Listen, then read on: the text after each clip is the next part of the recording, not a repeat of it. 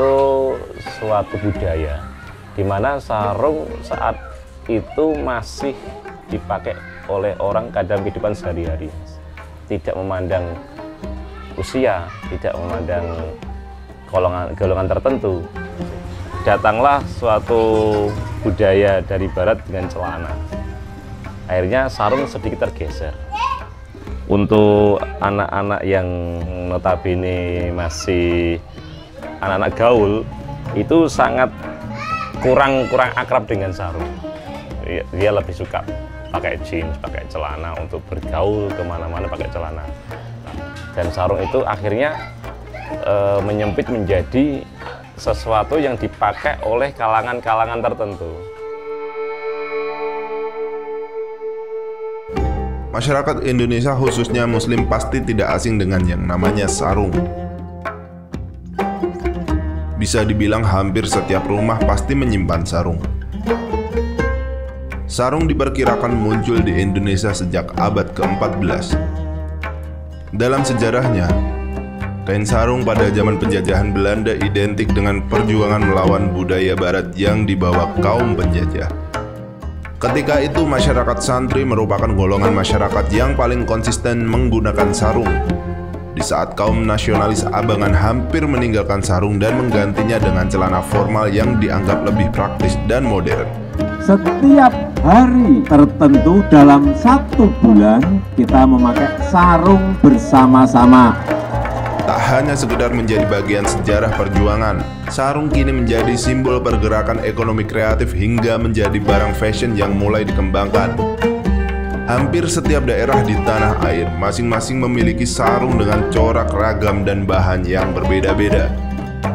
Salah satunya adalah sarung batik asal Kabupaten Kudus. Sarung batik khas Kudus ini memiliki corak yang khas dan unik. Motifnya rata-rata terinspirasi dari kearifan lokal yang ada di kota setempat, seperti Menara Kudus, buah parijoto, bako, cengkih, dan lain-lain.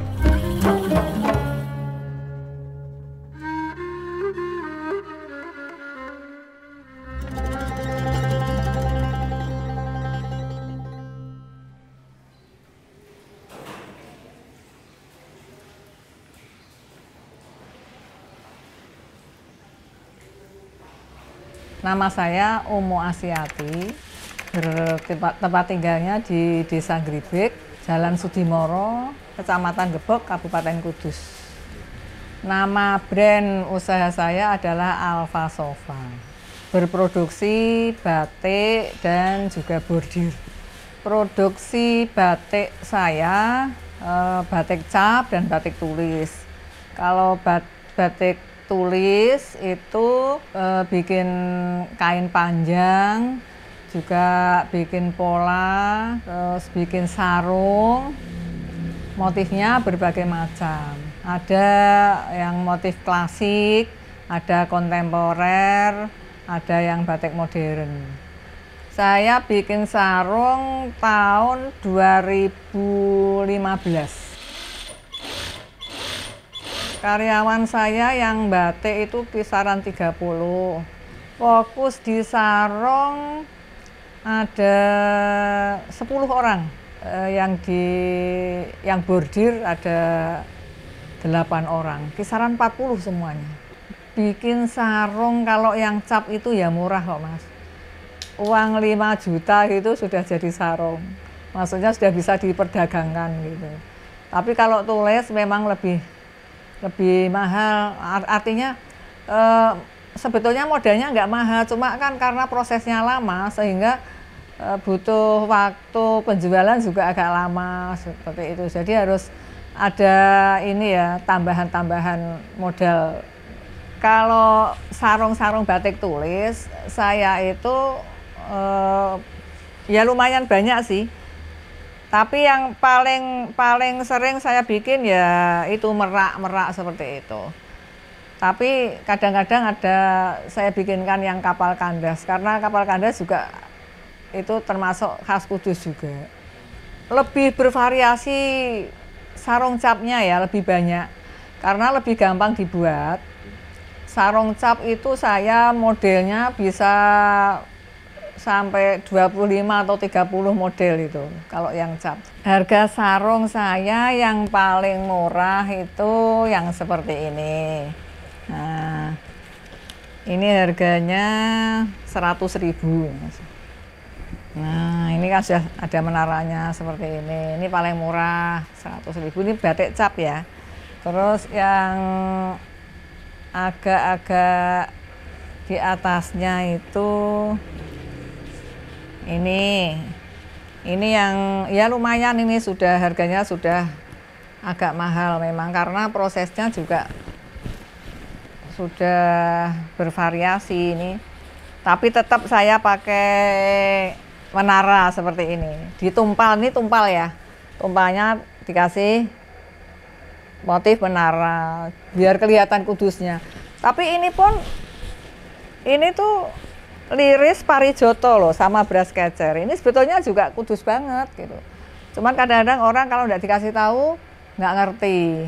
Tapi kalau ini tanpa diberitahu orang sudah tahu, sudah paham kalau oh itu menara, oh batik kudus seperti itu.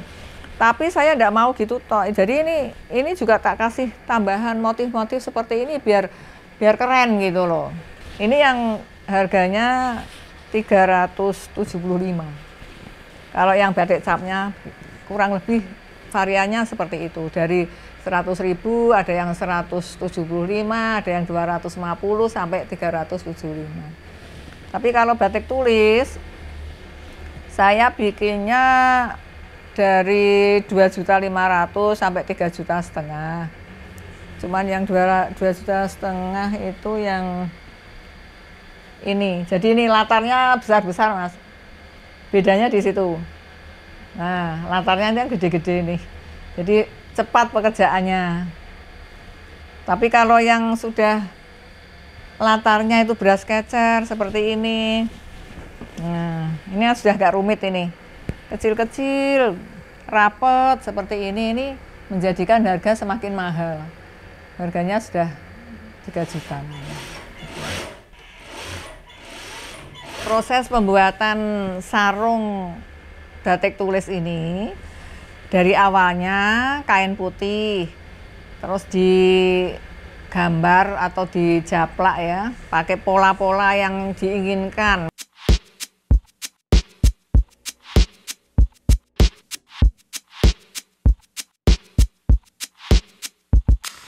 Ini adalah gambar tembakau, ada latar cengkeh, terus dijaplak di kain, diatur sesuai keinginan, nanti dicanting sama mbak-mbaknya yang di tempat pencantingan sana.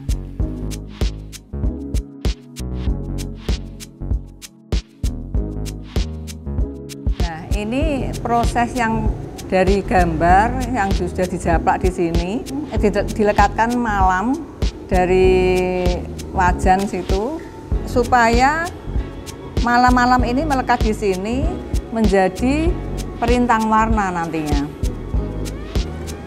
Baru nanti diteruskan dengan pewarnaan.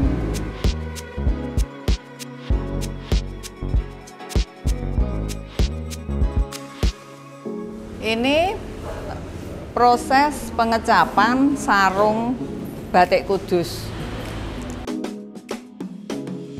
Pengecapannya hampir sama seperti batik tulis, jadi pakai lilin panas yang dilekatkan di kain putih seperti ini.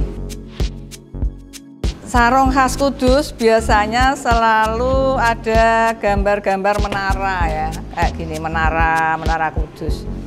Ini kenapa kok sampai truk gitu, supaya melekat dengan sempurna di kain, ya kan?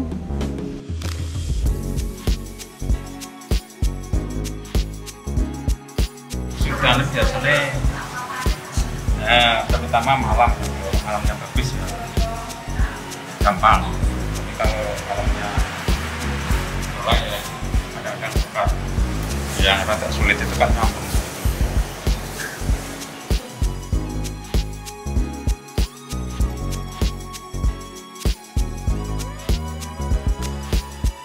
Ini adalah proses pewarnaan.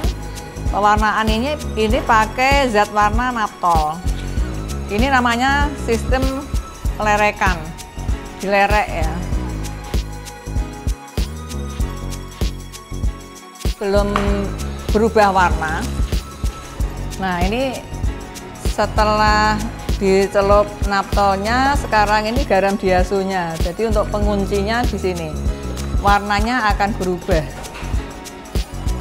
Ini sudah mulai agak kecoklatan. Yang membeli sarung batik saya itu dari anak-anak sekolah, anak-anak pondok, sampai orang-orang kantoran, terus toko-toko yang mereka menjual sarung peci seperti itu. Biasanya saya foto-foto, nanti mereka kan sering melihat foto-foto itu. Terus mungkin dari mulut ke mulut, karena orang sudah membeli ke sini, sarungnya cocok, bagus gitu, orang mencari ke sini. Gitu. Kadang lewat Instagram juga.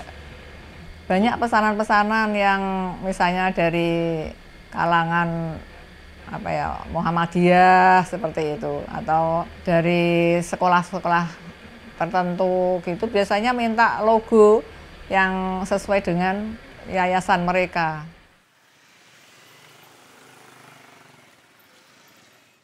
Saya pakai sarung, setiap hari saya pakai sarung karena udah melekat ya, udah nyaman.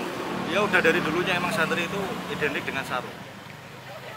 Saya usaha bergerak di bidang sarung batik, khususnya sarung batik yang identitas dengan Kota Kudus. Saya memperkenalkan sarung, terutama sarung batik itu, agar orang-orang itu, anak-anak muda itu mau memakai sarung tapi dengan fashionable saat ini. Jadi misi saya itu membuat sarung dengan ornamen-ornamen yang simple, itu agar anak-anak muda itu mau memakainya, tidak hanya untuk ke tempat sesuatu saja, tapi ke mall pun juga bisa, nongkrong juga bisa, ke kafe juga bisa. Bisa kok kita kombinasikan pakai sarung, kaos oblong, pakai sepatu, itu pun juga keren. Ya, jadi enggak harus sarung itu harus ke masjid, enggak. Ya, saya pesan pada anak muda, jangan malu untuk bersarungan, karena sarung itu adalah budaya kita. Harapan saya dengan sarung batik ini, marilah kita selalu membudayakan orang-orang Indonesia memakai sarung batik. Jadi supaya warisan budaya ini benar-benar tercapai, benar-benar diangkat, batik Indonesia ini benar-benar bisa dinikmati oleh orang-orang Indonesia sendiri, bahkan bisa sampai ke luar negeri. Jadi sekali lagi, mari kita uri-uri warisan budaya Indonesia dengan menjunjung tinggi peninggalan batik-batik Indonesia, termasuk batik Kudus.